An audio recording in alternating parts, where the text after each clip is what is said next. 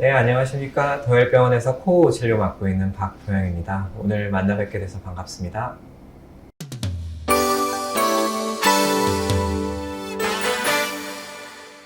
매일 코 막힘으로 힘들어하는 우리 아이. 코골이, 이포흡, 그냥 성장 과정일까요? 아니면 치료가 필요한 신호일까요? 오늘은 소화 비염과 편도, 아데노이드 문제를 Q&A로 알아보겠습니다. 선생님, 편도 부분 절제술과 완전 절제술이 있다던데 통증이 덜하다는 피타 수술이 뭔가요? 네, 보통 무통편도 절제술이라고 하시죠. 아이가 안 아파하고 금방 밥 먹고 금방 학교 갈 수 있다고 조화들 많이 하시는 수술인데요. 보통 피타 수술이라고도 많이 하시고 저희가 보통 얘기할 때는 편도 부분 절제술 혹은 편도의 캡슐을 보존한 절제술이라고도 표현을 합니다. 이 피타라고 하는 수술은 사실 개발된 지는 한 10년에서 15년 정도 된 수술인데요. 굉장한 장점이 있는 건 맞습니다. 어떻게 수술하는 거냐면요. 편도가 이 상인두 수축근이라는 거 위에 떠 있거든요. 근데 그것을 떼어내고 났을 경우에 날것의 상처가 드러납니다. 이런 경험 있으실 거예요. 입안에 보통 입술물질이라고 하죠. 보통 그렇게 한 3mm에서 5mm만 헐어도 입 많이 아프시잖아요. 근데 편도 절제술을 하고 나면요. 한 엄지손톱만한 상처가 생겨요. 목 안에. 그리고 그게 하얘지다가 그 하얘진 게 떨어지면 완전히 낫는 겁니다. 그럼 목 안에 엄지손톱만한 게 2개 상처가 있다고 해볼게요. 얼마나 아플까요? 그러면 이런 방법은 어떨까요? 편도를 캡슐, 그러니까 겉껍질을 최대한 보존하는 거고요. 그리고 이 날것의 상처가 나는 부분에 편도를 얇게 남겨서 그 편도 그 겉의 상처를 보호하는 겁니다. 마치 남은 편도가 반창고 같은 역할을 하는 거죠. 그러면 외부의 어떤 그런 유해물질에도 이 편도가 살짝 남은 것이 닿게 되니까 통증도 훨씬 덜하고요. 그리고 남아있는 편도에는 사실 신경이 별로 분지되어 있지 않기 때문에 통증도 별로 느끼지 않습니다.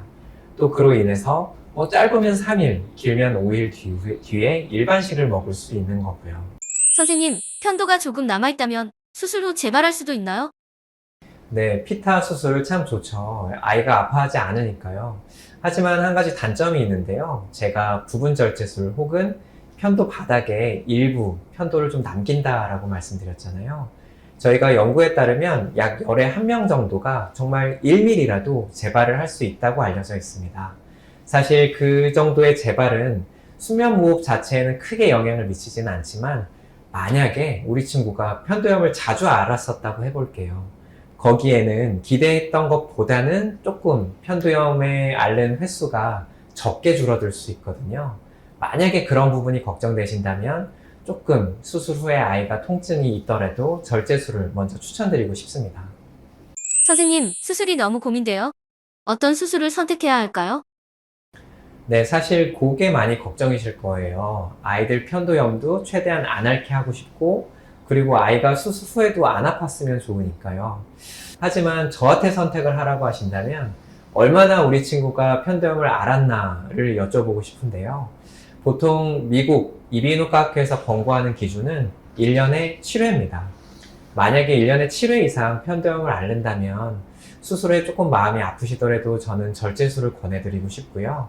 1년에 7회 미만이고 만약에 무호흡이 너무 심한 친구고 또 그것 때문에 걱정이 있으시다면 저는 피타로 하는 것도 괜찮지 않을까 생각됩니다. 수술이 너무 무서워요. 안 아픈 방법도 있나요? 네, 보통 저희가 절제술을 할 때는 칼을 쓰기도 하고 일반적으로 요새 많이 쓰는 전기 소작기를 쓰기도 합니다.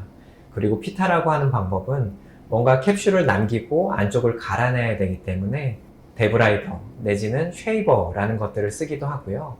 최근에는 데브라이더나 쉐이버 혹은 고에너지의 디바이스를 쓰기보다는 약간 최대한 저에너지의 그런 장비를 씀으로써 통증을 최대한 예방을 하려고 하는데요.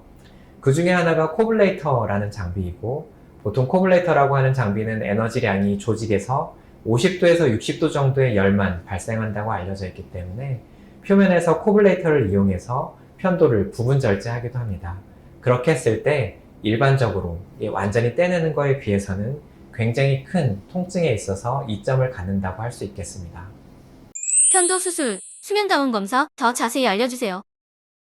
네, 저희가 보통 아이들이 와서 목과 코를 진찰을 하게 되면 편도의 크기에 따라서 아예 없는 편도 0부터 가장 큰 4까지 분류를 하게 되는데요. 보통 3에서 4 이상을 저희가 수술을 해야 되지 않나 라고 말씀을 드리고, 아데노이드는 크기에 따라서 혹은 이 기도 전체에서 어느 정도 차지하고 있느냐에 따라서 다르기는 하지만 보통 1, 2, 3의 단계로 분류하게 되는데, 이 이상의 단계에서는 아무래도 조금 아데노이드를 같이 하는 게 좋겠습니다 라고 말씀을 드립니다. 그거 이외에는 사실 우리가 모양만 가지고 판단할 수는 없잖아요. 조금 더 객관적인 지표를 원하신다면 소아 수면 다원 검사를 추천드리고 싶고요. 거기서는 우리 친구가 1시간에 5번 이상 무호흡이 있다면, 5번 이상 숨을 멈춘다면 저희가 수술을 권고할 수 있고, 산소에 있어서도 우리 친구가 자는 동안 산소 포화도가 가장 많이 떨어졌을 때 90% 미만이라면 이런 친구들은 아무래도 자는 동안 몸에 산소 공급이 충분히 안 되고, 또 그로 인해서 다양한 불리한 점들이 생기기 때문에 조금 더 수술적으로 권고드리고 싶습니다. 선생님, 우리 아이는 너무 어린데 전신 마취할 수 있어요? 그리고 수술은 마음이 좀 아프실 수 있어도 전신 마취를 하고 수술을 하게 되는데요. 근데 전신 마취는 아무나 할 수 있는 것은 아니고 일정한 기준이 있습니다. 너무 어린 친구들은 전신 마취한 후에 부담이 좀 있을 수 있어서 저희 병원에서는 몸무게 15kg 이상, 그리고 만 3세 이상을 기준으로 삼고 있고요. 수술 전에 몇 가지 기본적인 피검사 등을 하게 되는데, 거기서 이상이 없는 경우에 전신 마취를 하실 수 있습니다. 수술을 잘 끝마쳤는데요. 이후 어떻게 관리해야 할까요? 네, 수술 후 통증이 가장 걱정되실 것 같고, 그리고 수술 후에 애한테 어떤 걸 먹이지라고 하는 게 가장 걱정되실 것 같은데요. 자, 수술 후 통증은 수술 끝나고 집에 가서 최소 일주일 동안은 조금씩 심해집니다. 그리고 일주일이 넘어가면서부터 서서히 떨어지기 때문에 수술 후에 우리 애가 왜 조금씩 더 아파하지? 라고 하셔도 그건 정상적인 반응입니다. 그리고 또 한 가지 재미있는 게 있는데요. 우리 친구가 아파한다고 집에만 있게 되면 수술 후에 피가 날 가능성은 현저히 줄어드는 대신에 수술 후 아파할 가능성이 높아지고요. 또 우리 친구가 수술 후에 굉장히 활달해 보인다고 해서 너무 야외 활동을 늘리시게 되면 수술 후 아파할 가능성은 줄어들지만 피가 날 가능성은 살짝 높아집니다. 그래서 우리가 늘 얘기하는 균형이 가장 중요하기 때문에 아이 컨디션을 잘 살펴서 적절한 야외 활동과 휴식을 병행하시는 게 좋습니다. 그리고 시기에 대해서 굉장히 궁금해 하실 텐데요. 수술 끝나고 나서는 혹시 이유식 기억나시나요? 처음에는 이유식 같이 준다라고 하루 이틀 보시면 되고요. 3일째부터는 약간 밥알이 있다 없다 하는 느낌의 미음을 주시면 되겠습니다. 그리고 일주일 넘어가면서부터는 조금씩 죽처럼 주시면 되는데요. 사실 저는 이 일주일을 말씀드리고 싶어요. 보통 우리 친구들이 피가 나요 해서 왔을 때 보통 100명 중에 1명에서 피가 난다고 알려져 있는데요. 피가 난다고 해서 왔을 때 대부분 보면 일주일째예요.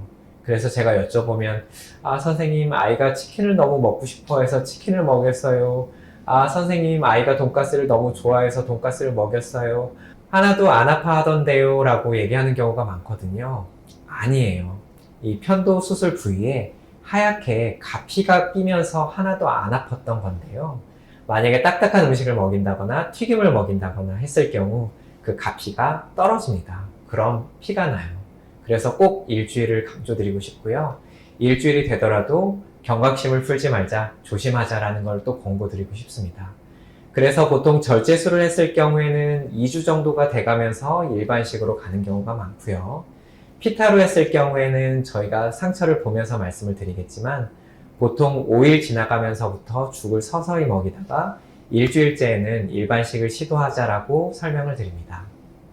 선생님, 수술하고 나서 목에서 피가 나요. 수술 후 피날까봐 걱정되시죠? 저희가 보통 연구에 따르면 100에 1명 정도, 조금 많이 보시는 연구에서는 100에 한 5명 정도를 보거든요. 그러면 뭔가 굉장히 커 보이잖아요. 피가 왈칵 날 것 같고 아이가 큰일 날 것 같고. 근데 사실 수술 후에 피가 나는 경우에 대부분은 그냥 쬐끔 나는 정도, 묻어나는 정도가 대부분입니다. 그럴 경우에 저희 병원에서도 설명을 드리지만 얼음물 가글을 먼저 해보시는 게 좋고요. 얼음물 가글을 5분 이상 했는데도 피가 나요, 내지는 피를 한번 토했어요, 혹은 검은 변이 나와요 라고 할 수 있고요. 그런 경우엔 병원에 한번 연락을 주시는 게 좋습니다.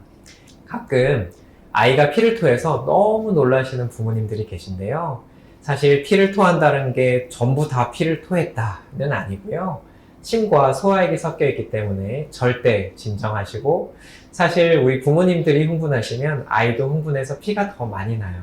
그래서 절대 안정하시고 얼음물 가글 하시면서 병원에 연락을 주시면 되겠습니다. 100에 1명 정도는 피가 나서 오는 경우가 있고, 대부분은 저희가 간단한 처치로 해결되는 경우가 많습니다. 피타 수술, 이제 궁금증이 좀 풀리셨나요? 이상으로 소아수면무호흡에 대한 말씀 드리는 걸로 하고요. 다음에 또 다른 영상으로 뵙도록 하겠습니다. 더웰병원의 박도영입니다.